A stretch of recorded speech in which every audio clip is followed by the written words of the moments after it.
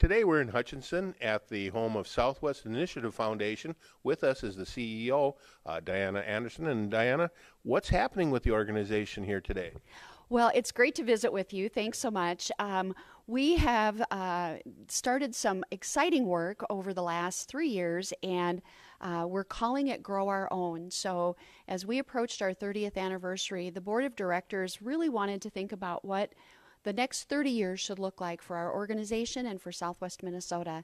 So we took a look at the data and really recognized that many children in Southwest Minnesota were not getting off to the best start possible. So our board made a bold and ambitious commitment, 10-year commitment, to close the opportunity gap so that all children in Southwest Minnesota can reach their full potential.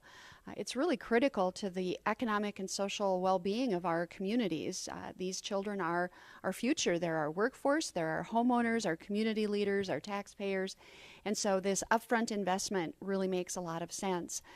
So we launched 3 years ago. We've been really focused on awareness raising and have so appreciated the partnership with the Linder Farm Network to do that, just to let people know that this issue is in our communities, that children are struggling and that they need the support from the entire community. So as we wrap up that first 3 years, we're really now starting to think about what does it look like in action if we're working in partnership with communities to address the opportunity gap for children.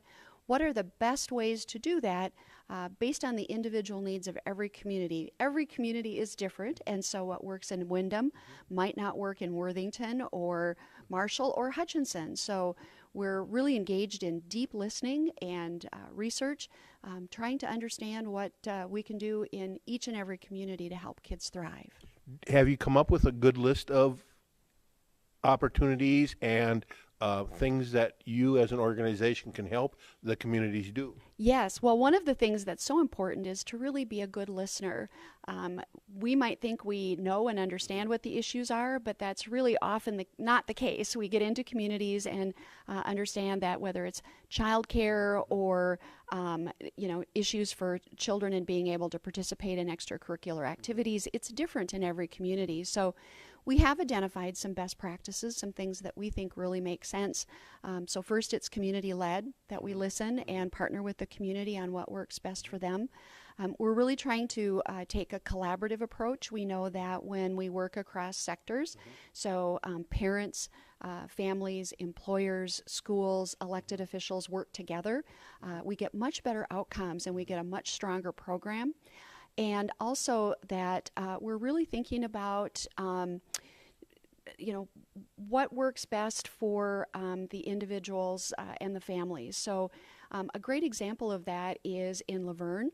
They have a wonderful program called Child Guide, and it's, again, this partnership of multiple stakeholders, and they're working with kids and families to help them connect to things that are important in the life of a child, whether it's Boy Scouts or band, whatever it might be, simple things, but really ensuring that children who might not have those opportunities are getting them. And so it's really, again, community-driven, which is the key.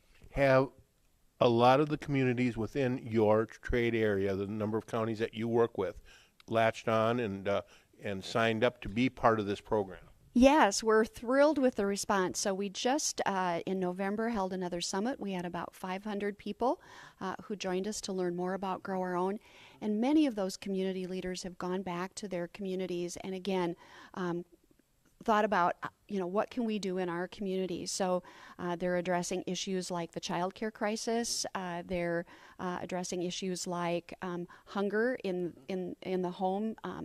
Many of our communities have started backpack programs in response to understanding that many children are hungry on evenings and weekends when they're not part of the school lunch program. So Worthington has actually set up a hashtag that is Grow Our Own Worthington, and they have a group together that's working on local community solutions.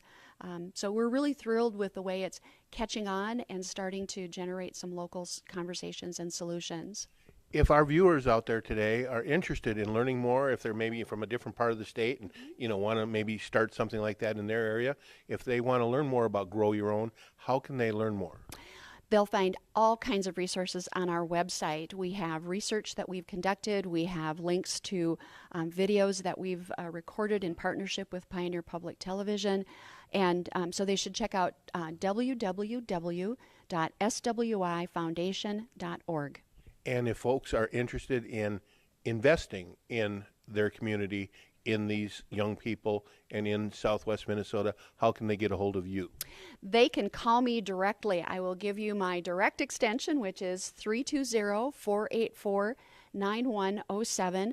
I would love to have a conversation with anyone who's interested about what's happening in their community and how they can invest in it both locally and through the foundation. Diana Anderson, CEO of Southwest Initiative Foundation. Go on their website to learn more.